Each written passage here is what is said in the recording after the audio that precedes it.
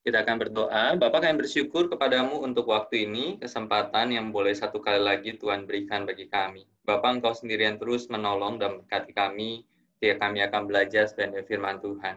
Dalam nama Tuhan Yesus kami berdoa. Amin. Oke, teman-teman,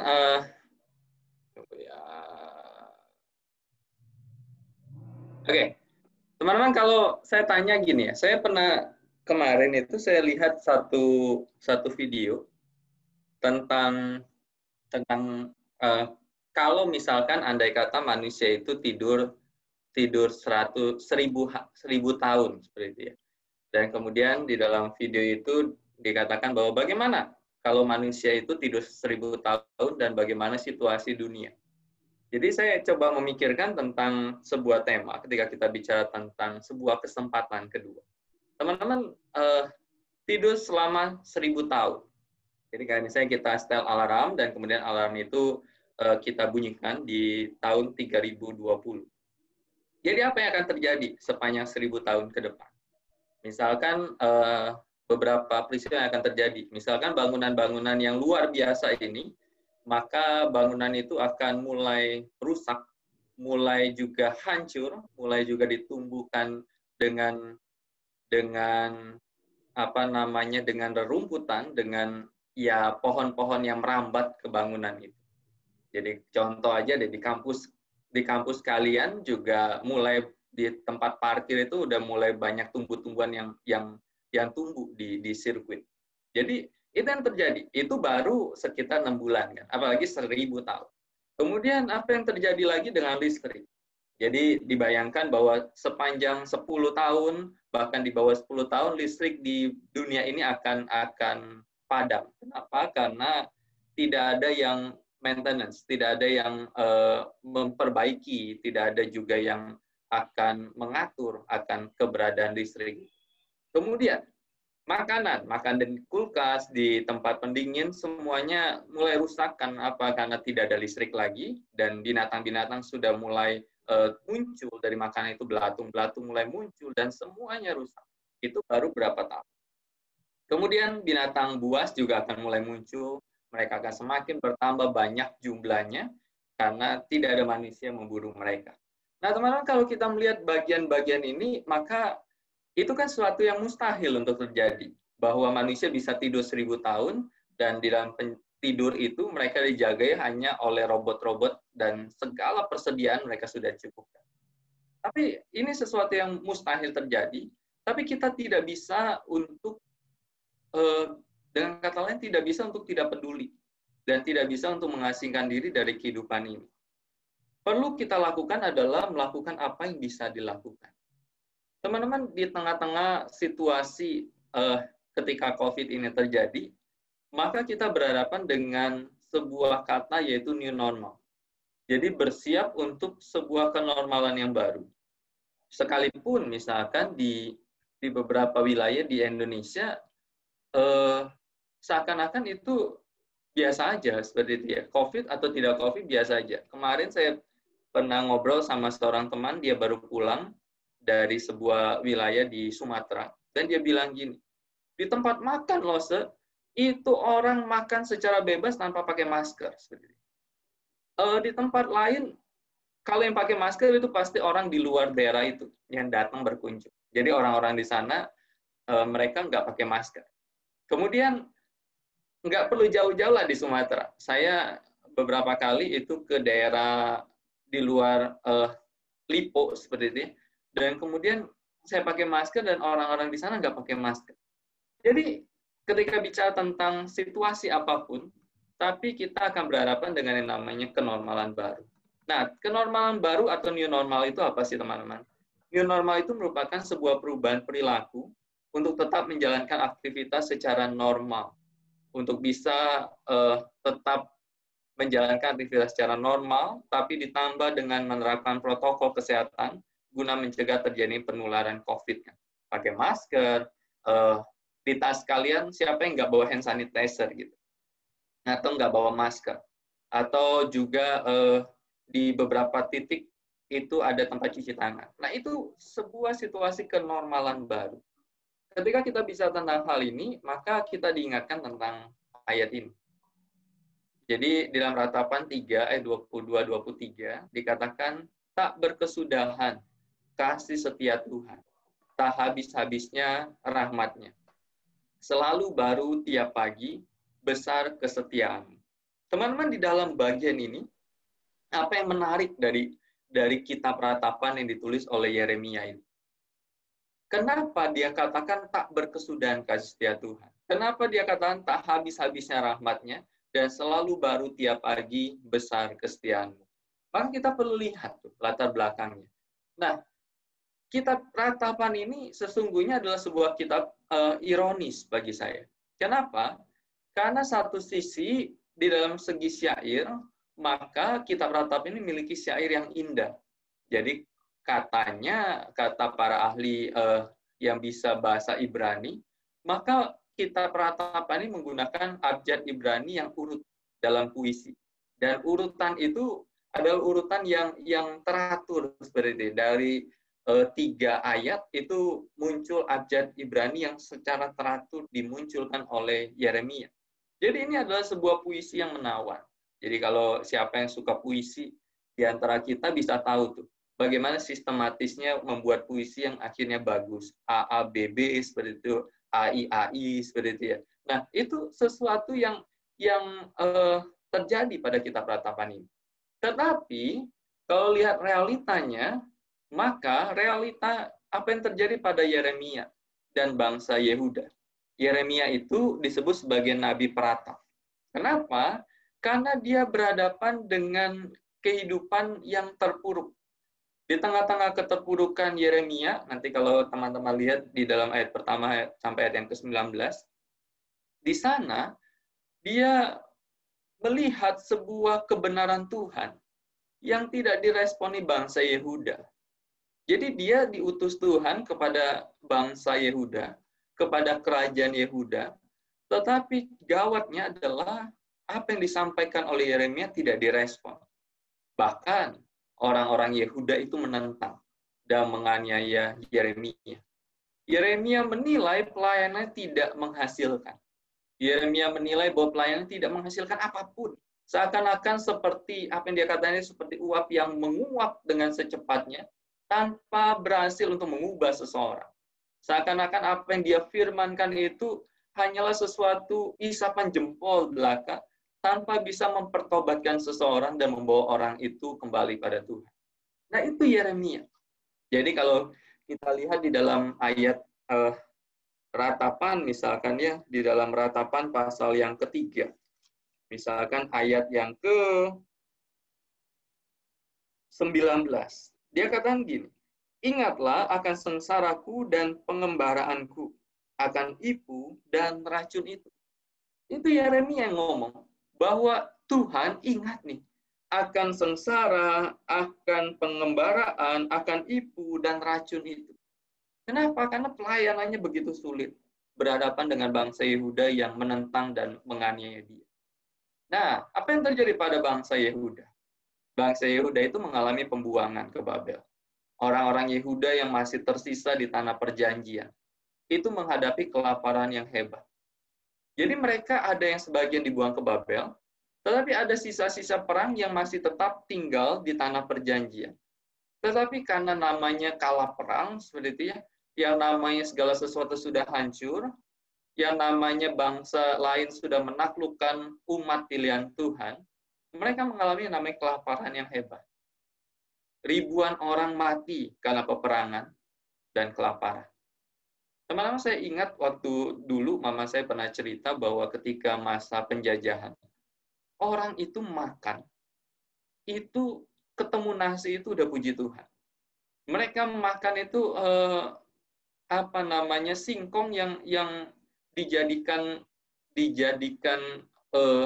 bahan, dikeringkan dan kemudian dipanaskan lagi. Nah, mereka makan seperti itu. Supaya apa? Supaya bertahan hidup. Nah, bangsa Israel, orang-orang Yehuda ngalamin itu. Di tengah-tengah sebuah ironis ini, maka Yeremia berkata bahwa ayat 22a, tak berkesudahan kasih setia Tuhan. Nah, subjek dari kata kerja tak berkesudahan yaitu lo tamnu itu, adalah orang pertama jamak, yaitu kata kami. Jadi berdasarkan kata ini, maka sebagian versi Alkitab yang lain memilih terjemahan seperti ini. Oleh karena kasih setia Tuhan, kami itu nggak habis. Apa yang ingin dikatakan oleh Yeremia? Ketika dia katakan tak berkesudahan kasih setia Tuhan, ketika dia katakan oleh karena kasih setia Tuhan, kami tidak habis. Teman-teman, yang ingin dikatakan oleh Yeremia adalah seperti ini. Bahwa kehancuran Yerusalem dan Bait Allah serta pembuangan ke Babel bukanlah situasi yang terburuk yang bisa dipikirkan oleh bangsa Yehuda.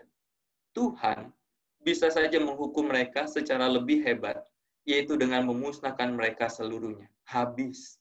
Nggak tersisa. Tetapi Tuhan nggak lakukan itu. Tuhan hukum mereka 70 tahun. Tetapi Tuhan tidak memusnahkan mereka seluruhnya. Nah, refleksi bagi kita gini. Kita acap kali mengeluh karena kita membandingkan keadaan kita sekarang dengan keadaan yang ideal atau keadaan orang lain yang lebih baik. Kita lupa merenungkan bahwa keadaan kita bisa saja lebih buruk daripada sekarang. Jadi kita acap kali ngeluh gini, gue kenapa ya kayak gini?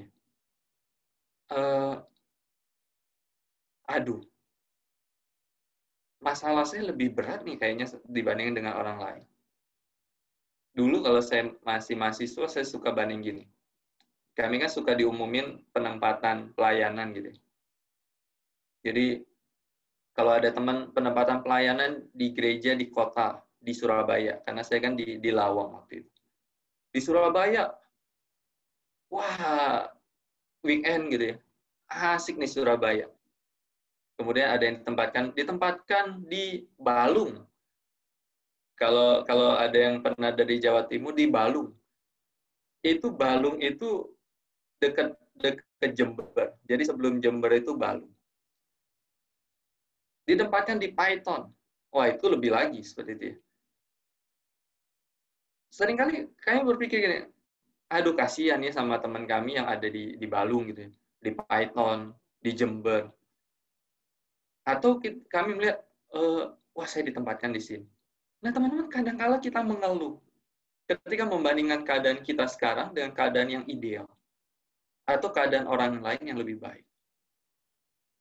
Apalagi sekarang di media sosial kan kita sering banding diri gitu. Dia tipikal manusia sekarang kan tipikal manusia foto. Apa-apa difoto. Mau lagi makan sate ayam difoto gitu. Makan apa di restoran difoto. Jalan-jalan lagi di taksi di videoin. Nah, kita manusia kamera.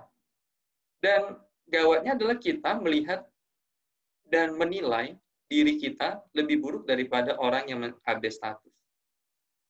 Tapi kita lupa untuk merenungkan bahwa keadaan kita bisa saja lebih buruk dari sekarang. Contoh deh, kita lakukan dosa, misalkan hukuman kita dari Tuhan adalah misalkan kita nggak belajar misalnya, nilai kita jelek. Bagi kita, kenapa ya nilai jelek? Tapi itu keadaan kita bisa saja lebih buruk daripada nilai jelek. Tapi kita seringkali lupa dengan apa yang kita lihat sekarang dan kita nilai itu. Dan ketika melihat situasi kita sekarang dan kita bisa berkata bahwa, oh iya, karena kasih setia Tuhan, kami itu nggak habis. Itu yang lain lagi adalah kalau misalkan bicara tentang dosa. Kita merasa nggak sih? Ketika kita melakukan dosa dan ketika kita mengaku dosa, dan ketika kita yakin dosa kita diampuni, atau ketika kita lakukan dosa dan konsekuensi dosa itu begitu kecil kita alami. Dan kita berkata, Tuhan terima kasih.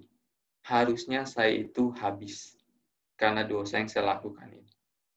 Tapi Tuhan masih dengan penuh kasih setia Tuhan, saya itu nggak habis. Nggak habis. Perjanjian lama itu dikit dosa aja mati. Seperti itu. Adam dan Hawa jatuh dalam dosa satu kali aja dibuang. Kita yang sering kali lakukan dosa tetap hidup. Kenapa? Karena kasih setia Tuhan itu. Kemudian yang kedua, kebaikan Tuhan juga selalu baru tiap pagi. Terus-menerus ada dan selalu baru tiap pagi adalah hal yang berbeda. Apa yang terus-menerus belum tentu selalu baru tiap pagi. Tapi apa yang selalu baru tiap pagi, pasti terus-menerus ada. Kebaikan Allah mencakup dua hal ini. Akan terus ada dan selalu baru tiap pagi. Ada jaminan yang Tuhan luar biasa berikan, di mana Dia selalu menyediakan berkat-Nya bagi kita. Dan berkat itu selalu baru tiap pagi. Bukan berkat sisa-sisa. Mana itu? Tuhan kasih tiap hari. Datang kepada bangsa Israel. Dan apa yang Dia kasih itu adalah cukup diambil. Kalau diambil lebih, busuk besok. Dan Tuhan selalu kasih mana itu tiap hari. Burung puyuh itu Tuhan selalu kirim tiap hari. Nggak pernah sisa-sisa Tuhan kirim. Dia selalu kasih tiap pagi. Tiap hari. Nah, kita bilang ketika matahari terbit, bangsa Israel lihat mana itu sudah ada di padang dan mereka tinggal pungut. Selalu baru. Sebab itu ketika kita berpikir tentang hal ini, maka Yeremia menyadari dan meyakini bahwa di tengah-tengah Tuhan tidak membinasakan, tetapi Tuhan pun selalu memberikan yang baru setiap hari. Teman-teman, sebab itu janganlah kamu khawatir, seperti Yesus katakan, akan hari esok. Kasih dan berkat dan pemeliharaan Tuhan kepada kita, itu adalah sesuatu yang alami, yang Tuhan anugerahkan hari ke hari dalam sepanjang hidup kita. Apalagi di tengah-tengah COVID ini. Saya beberapa hari lalu, kemarin kakak saya ulang tahun. Dan kemudian saya bilang seperti ini. Di tengah-tengah situasi sekarang ini, Tuhan kasih sehat itu udah puji Tuhan. Tuhan kasih sehat itu udah puji Tuhan. Cukup sehat aja. Teman saya kuliah itu dia sakit lambungnya kambuh. Dan dia nggak berani diopnam di rumah sakit. Saya bilang, kamu opnam dah di rumah sakit. Ya, saya nggak mau diopnam. Kenapa? Karena situasi COVID seperti itu. Jadi, saya pikir, apa yang Tuhan lakukan dalam hidup kita? Dia selalu berikan sesuatu yang nggak pernah sisa. Nggak pernah bekas. Selalu baru tiap pagi. Kita buka mata, ada berkat baru yang Tuhan kasih. Kita bisa bergerak tubuh kita di pagi hari. Ada berkat baru yang Tuhan kasih. Kita bisa kerja, ngajar, kuliah, pelayanan. Ada berkat baru, dan di dalam berkat itu ada pemeliharaan Tuhan. Karena itu teman-teman, seperti yang saya berikan judul hari ini adalah kesempatan kedua. Masa lalu itu sudah nggak bisa kita perbaiki. Video yang saya tonton itu menceritakan kalau manusia diberikan kesempatan yang kedua, apa yang manusia akan lakukan. Masa-masa COVID ini mengajarkan kita untuk bisa jadi ini adalah kesempatan kedua yang Tuhan kasih. Masa lalu kita nggak bisa perbaiki, tapi masa depan, ketika kita ingat pertolongan Tuhan, ketika kita ingat berkat Tuhan yang selalu baru tiap pagi, apa yang kita akan lakukan? Ketika Tuhan kasih kita waktu dengan masih ada waktu kita hidup, apa kita masih buang-buang waktu kita dengan hal yang tidak berguna, dan akhirnya setelah lewat Desember dan kita menyesal, andai kata 2020 saya bisa lakukan apa. Sebelum ini belum lewat nih 2020. 4 bulan, 5 bulan lagi, apa yang bisa kamu lakukan? Itu kesempatan kedua tuh. Teman-teman, Tuhan itu baik. Dan di dalam kebaikannya, Dia tidak memberikan hal yang melampaui kekuatan kita. Karena Kristus sudah menanggung itu. Di dalam kebaikan Tuhan, Dia pelihara kita di dalam hidup ini. Tuhan Yesus tolong kita. Kita berdoa.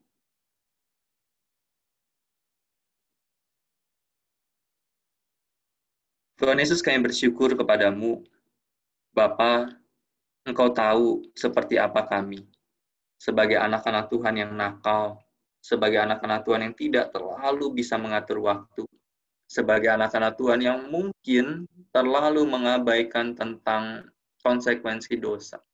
Tetapi kami tidak binasa, Tuhan. Kami tidak dihukum seperti apa dosa kami yang kami lakukan. Karena pengampunan daripada Tuhan, karena kasih setia daripada Tuhan. Dan Engkau juga memberikan kami pemeliharaanmu selalu baru tiap hari, selalu baru tiap pagi. Ketika kami istirahat, di sana Tuhan pulihkan kekuatan fisik kami. Yang lemah, yang letih, yang sakit. Tuhan berikan kami pemulihan. Dan ketika kami bangun dari tidur kami, di sana berkat Tuhan yang baru untuk kami. Kami bisa kerja, sekalipun di tempat kerja yang sama, tetapi berkat Tuhan yang baru. Kami bisa mengajar, kami bisa kuliah, di kuliah dan mengajar yang sama, tetapi berkat Tuhan yang selalu baru untuk kami. Terima kasih Tuhan. Biarlah Allah sendirian terus menolong dan berkati kami. Dalam nama Tuhan Yesus kami berdoa dan bersyukur. Amin.